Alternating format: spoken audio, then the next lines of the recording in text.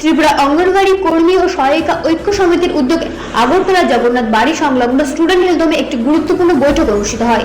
এই বৈঠকে রাজ্যের বিভিন্ন এলাকার অঙ্গনওয়াড়ি কর্মী ও সহায়িকারা উপস্থিত ছিলেন। বৈঠকে তাদের মূল দাবি নিয়ে আলোচনা হয়। কর্মীরা জানান, তারা দীর্ঘদিন ধরে কম পারিশ্রমিকে কাজ করছেন। বর্তমান বাজার দরের সঙ্গে এই আয় মানানসই নয়।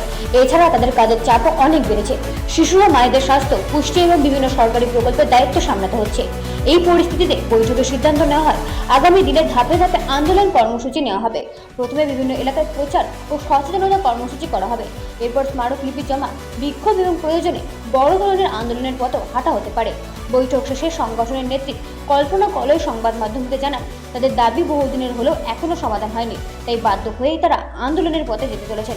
তিনি বলেন, দাবি না মানা হলে আগামী দিনে আরো বড় আন্দোলন করা হবে। সংগঠনের পক্ষ থেকে জানানো হয়েছে, এই দাবিগুলি শুধু কর্মীদের জন্য নয়, শিশু ও মায়েদের ভালো পরিষেবার জন্য জরুরি, তাই দ্রুত সমস্যার সমাধান চাই সংগঠন। ব্যুরো রিপোর্ট, রাজি নিউজ নেটওয়ার্ক।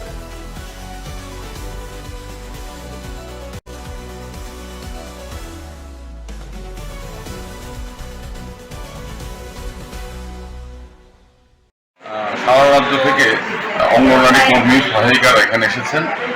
তারা তাদের দাবি সনদ, যেটা আপনারা শুনলেন কল্পনা করেই বললেন, সেই দাবি সনদ আদায়ের জন্য তারা কিভাবে আগামী দিনে এগোবেন সেই সম্পর্কে সিদ্ধান্ত নেওয়ার জন্য এখানে তারা এসেছেন। তারা প্রত্যেকেই চান তাদের অধিকার আদায় করা।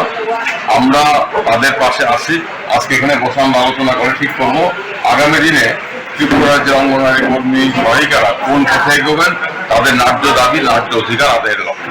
তার জন্যই মূলত কর্মসূচি নেওয়া এবং নিজেদের মধ্যে মত বিনিময় করে একটা সিদ্ধান্তে পৌঁছা আগামী দিনের লক্ষ্যে আমরা কিভাবে এগোবো এই সম্পর্কে আজকে এখানে সিদ্ধান্ত হবে।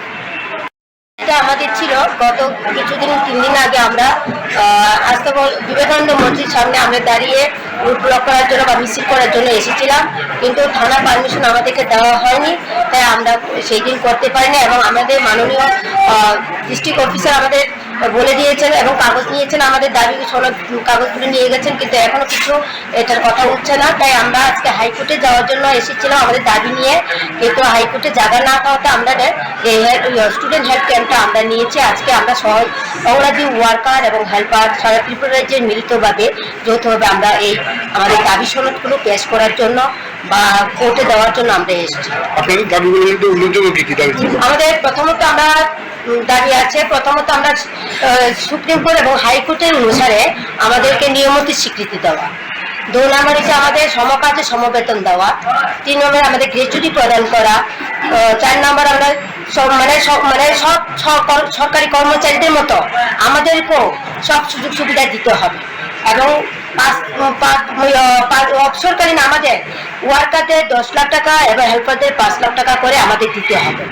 এবং আরেকটা আমাদের গুরুত্বপূর্ণ হলো 1 বছর অন্তর অন্তর আমাদেরকে সুপারভাইজার নিয়োগ করতে হবে, কারণ 10 বছর 15 বছর পরে করলে আমরা এটা মানবো না। আমাদের প্রত্যেক বছর অন্তর পাস করা আছে ওয়ার্কাররা সুপারভাইজার প্রমোশন দেয়, আমাদেরকে দেওয়া হয় আমাদের লেভেল থেকে, কিন্তু দেওয়া হচ্ছে না। আজকে অনেক বছর যাবত কোনো সুপারভাইজার নিয়োগ করা হচ্ছে না বা প্রমোশন দেওয়া হচ্ছে না আমাদের থেকে।